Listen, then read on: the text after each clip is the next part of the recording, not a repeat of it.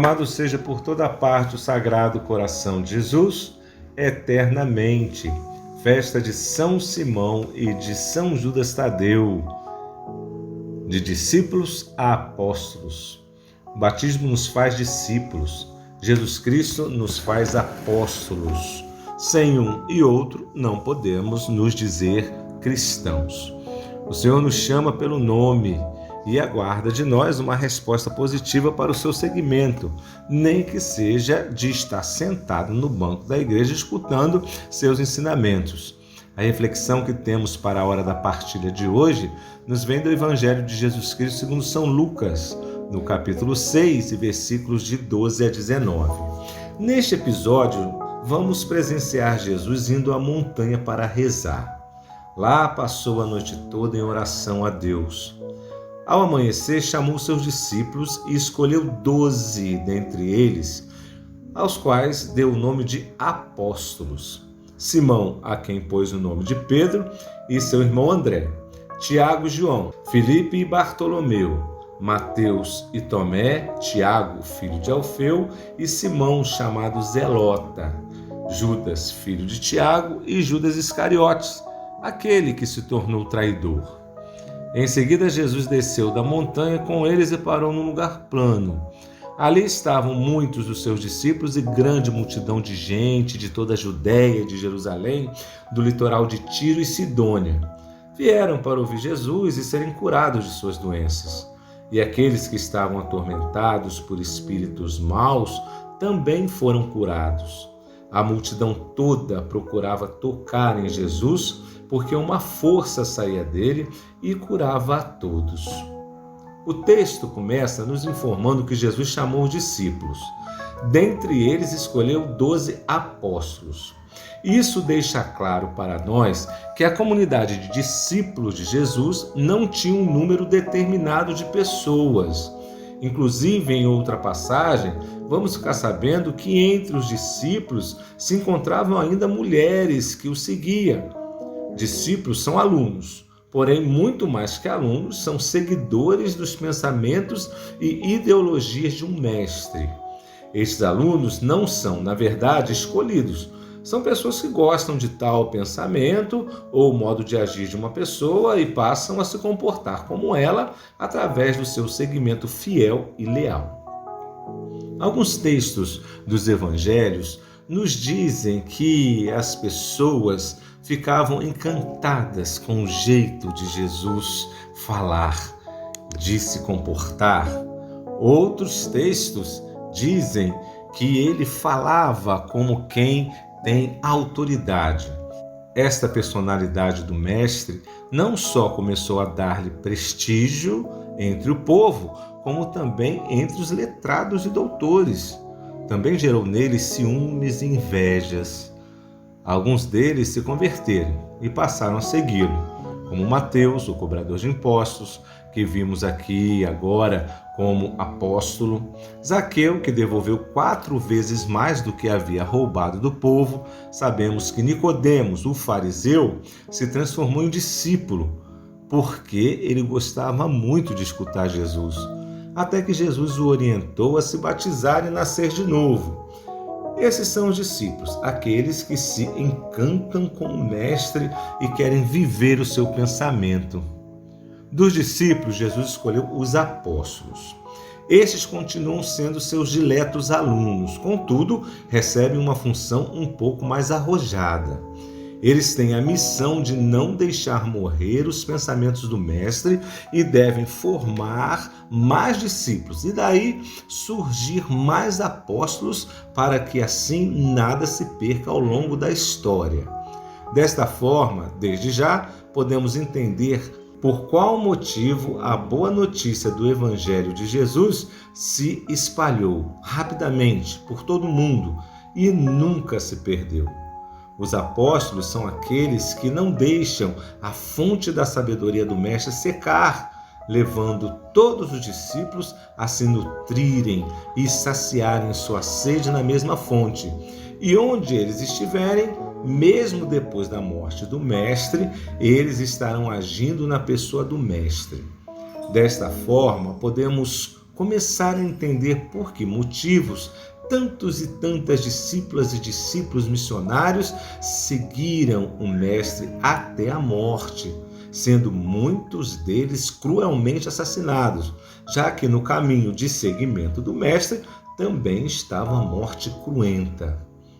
Um dado muito importante que não devemos deixar passar despercebido é que o Mestre quis construir a nova ordem do amor apoiado na palavra de Deus, deixada pelos patriarcas no Antigo Testamento. Se no Antigo Testamento a base do povo escolhido de Deus estava nas 12 tribos de Israel e os seus 12 patriarcas, o Novo Testamento, ou seja, a nova ordem fundamentada no amor, na misericórdia, na humildade e na mansidão, deveria se formar a partir também de 12 colunas bem estruturadas, composta por 12 missionários, chamados aqui de apóstolos. Percebamos que Jesus teve ainda a destreza de mudar o nome de alguns deles, porém, a mais expressiva mudança de nome foi o nome de Simão, transformado em Pedro, que quer dizer pedra. Dali seria edificada a nossa igreja. Jesus, por sua vez, também é apóstolo de Deus, o Pai. Dele recebeu a missão de ensinar e deixar na terra um sinal, um sacramento de seu amor. A igreja apostólica missionária, ela deve formar os novos discípulos e os novos apóstolos e conduzir um rebanho de volta para a casa do Pai. Ele cumpriu esta missão e nos deixou a missão de ser apóstolos. Sentar-se no banco de uma igreja, ouvir o mestre que fala pela boca dos apóstolos, nem todos têm a obrigação de ser apóstolos. Porém, ser discípulo é a condição fundamental para a salvação. A posição fundamental para esta tarefa é a escuta. Lucas nos diz que a multidão vinha de toda parte para ouvir o Mestre. Não se pode entender uma pessoa que se diga cristã, batizada, católica, que não saiba nada sobre o seu Mestre. Isso é que é difícil de se entender. Além do mais, todos os que escutam Jesus ficam curados. E não apenas de doenças físicas, já que muitas delas somos nós mesmos que produzimos com os nossos rancores, mágoas, tristezas, pecados pessoais e sociais e aí por diante. Mas uma cura que brota da força da sua palavra, do seu espírito, dos seus ensinamentos, uma força capaz de superar e estar acima das dores, mesmo que não possamos nos livrar dela, mas que saibamos suportá-la. Quem quiser seguir o Mestre, a primeira coisa que deve aprender é que decisões não se tomam sozinho. Ela deve ser conversada, conciliada, refletida sempre com aqueles que escolhemos para caminhar conosco. Jesus foi assim, nunca quis caminhar sozinho. Ficar sozinho traz tristeza e solidão e uma margem de erro imensa. Desta forma, vimos o Senhor convidando amigos, discípulos, apóstolos para compartilhar das suas ideias e dos seus ideais.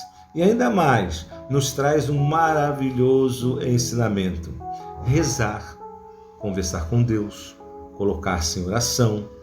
Nos momentos cruciais da vida de Jesus, ele sempre se colocou em oração a sós com Deus. Foi assim ao escolher os 12, foi assim durante toda a sua vida, foi assim na hora de sua morte, no Monte das Oliveiras. Como vimos, a forma de ser e de viver de Jesus arrastava multidões. E até hoje ainda é assim. Ele conta conosco para sermos discípulos missionários, aprendendo do Mestre ou na luta diária, ensinando o que se aprendeu. Ele quer assim de nós e que seja assim entre nós. Povo santo de Deus, terminamos mais esta reflexão da vida de Jesus, quando ele nos ensina que precisamos dar passos para sermos cristãos, nos alimentando da palavra do Mestre. E por falar em nos alimentar, chegou a hora também da gente benzer os nossos alimentos. quem está com o seu alimento aí por perto, mas também se você não está com o seu alimento por perto, pense no seu alimento, na sua casa, na sua despensa, nas suas compras. Reze um pouquinho comigo, peça a Deus para abençoar este alimento que vai te dar força para aprender de Jesus a viver como apóstolo. Senhor nosso Deus, abençoai esses alimentos que vamos receber de vossa infinita bondade. Nós pedimos a abrir as nossas mãos para podermos partilhar com aqueles que estão ao nosso lado e também com aqueles que passam necessidades. Que a gente tenha o necessário para ter paz em nossa casa, comida para aqueles que nós amamos e que os nossos esforços sempre tragam paz e tragam o alimento da palavra e da vida para a nossa casa. Abençoe, pois, Senhor, esses alimentos, em nome do Pai, do Filho e do Espírito Santo. Amém. Povo santo de Deus, fique em paz, que o amor de Deus sempre esteja na sua casa e Deus te abençoe. Amém.